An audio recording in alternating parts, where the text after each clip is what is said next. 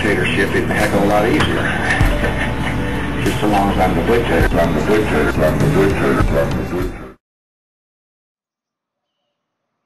All right, folks, it is Sunday evening, and when I say that Obama is establishing a dictatorship of the executive, I'm not joking. For decades, since the founding of FEMA in '79, there have been congressional hearings about this, the whole continuity of government system being used as a pretext to set up a dictatorship of the executive and the bureaucracy that itself is controlled by the Banking Cartell, the Military Industrial Complex, has been a serious threat to our country, as it's been to every other nation. You always hear about third world countries that have presidents or prime ministers that basically set up dictatorships by ignoring their legislatures, their parliaments. Hugo Chavez is now in trouble for that. Julius Caesar, over 2,000 years ago. Hitler. The examples go on and on and on. But I have to be honest with you. It's still hard to believe this is happening in America. We've got a special report coming out later in the evening. I just shot at the studio that'll have close shots of all these news articles. This is so important, I'm going to cover this now. This is probably the most important information I have ever covered. It's one thing to know hypothetically they're setting this up and demonizing the Constitution in Time Magazine and Newsweek and talking about how great it would be if it was gone and we had a dictator, as Bush joked about 5 years ago. Things would be a heck of a lot easier so long as I'm the dictator. And now it's actually just so long as I'm the dictator, I'm the dictator, I'm the dictator, I'm the dictator, I'm the dictator. Portion of what I'm talking about. Let me just read you the headlines. Obscure clause may help U.S. avert debt. AFP. The Hill. Legality of 14th Amendment solution comes under fire. Going to get to that in a moment. From WhiteHouse.gov. President Obama signs executive order establishing Council of Governors. 10 governors he appoints that then speak for the states, not the 50 states. Continuing, Obama's Rural Council is just another attempt to control rural America. This is like something out of Stalin's era in Russia, when you get into the Rural Council to take over. Big agriculture, big outfits have written that. Now, continuing here, look at this article. Remember this? Call to give Obama kill switch powers to cut internet access in the event of national cyber crisis. And they admit the Pentagon runs that, and it's to censor news and information. So that's just some of what we have. Now I'm going to go back through all of this. This is only part of it. Now here's another headline. Michigan woman faces 93 days in jail for planting vegetable garden. This is a WJBK TV. I mean, this is really happening. Right out of the Soviet Union under Stalin. Now, this is the Huffington Post. This is the Huffington Post. They are positive in this article about what's happening. They say, thank God Obama's taking executive charge. That's a nice way of saying dictatorship. He can't get bans on semi-automatics, they call assault weapons. He can't shut down gun shows. He can't have the no-fly, no-buy that his former chief of staff, Rahm Emanuel, called for, saying, we're going to put you on a list, no judge, no jury, no due process, don't know why you're on a list. You just can't ever buy a gun again through the FBI instant check. It was supposed to be a waiting period. They say in here that Obama is set in the next 2 days to release an executive order. And, of course, they're basically the mouthpiece with AOL, the White House now, that's admitted, and George Soros finances much of this. They're saying how great this executive order is going to be. And Obama's saying, no big deal. Gun control we can all agree on. Don't worry about Congress. I'm going to ban importation of guns using executive power outside Congress. And I don't need Congress. Just like he doesn't need Congress, almost forgot to launch the Libyan war. Congress even offered to authorize it. He said, I don't need you. I have the UN. That's definitely under the power of Congress.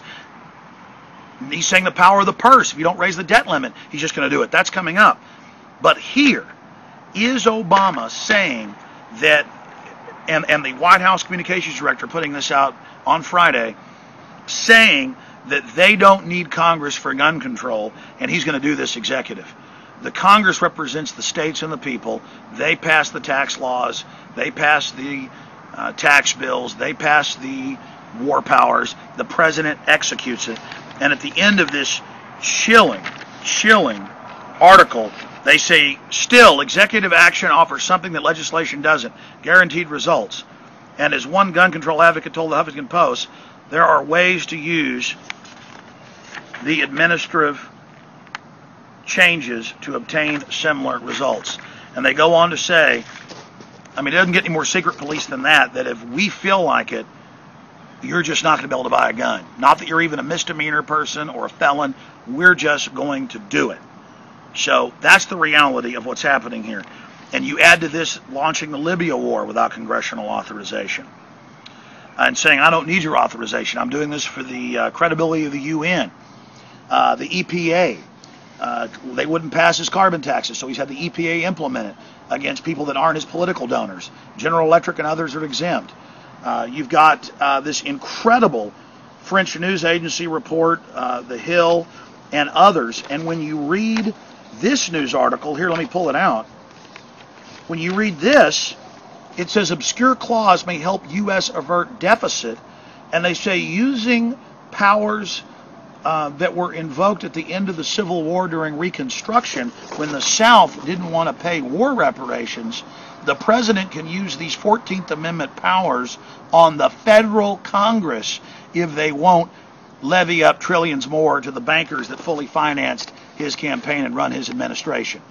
You heard me right, and of course the media is freaking out.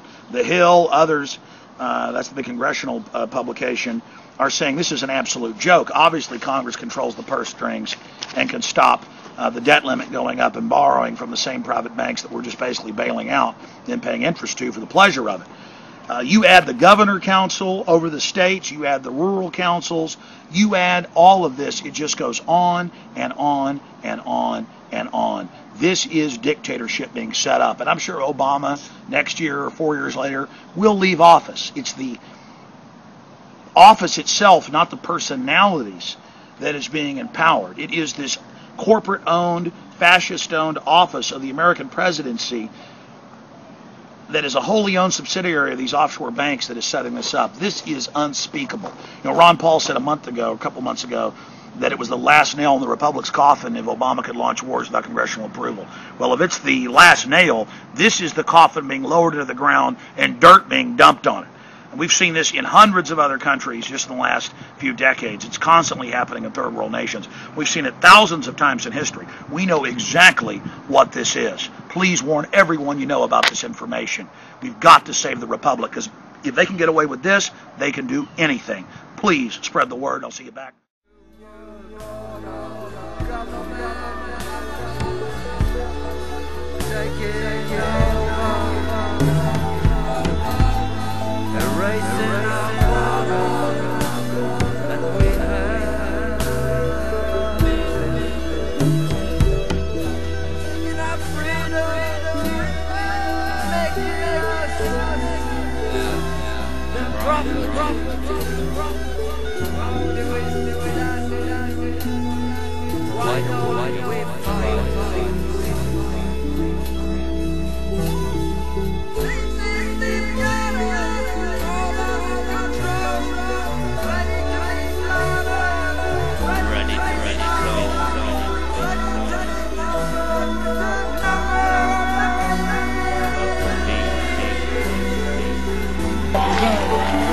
Those who criticize the Patriot Act must listen.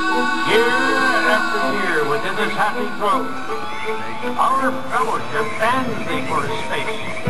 A world where you only have choice on the surface, but in reality, you're a complete and total slave on a global plantation.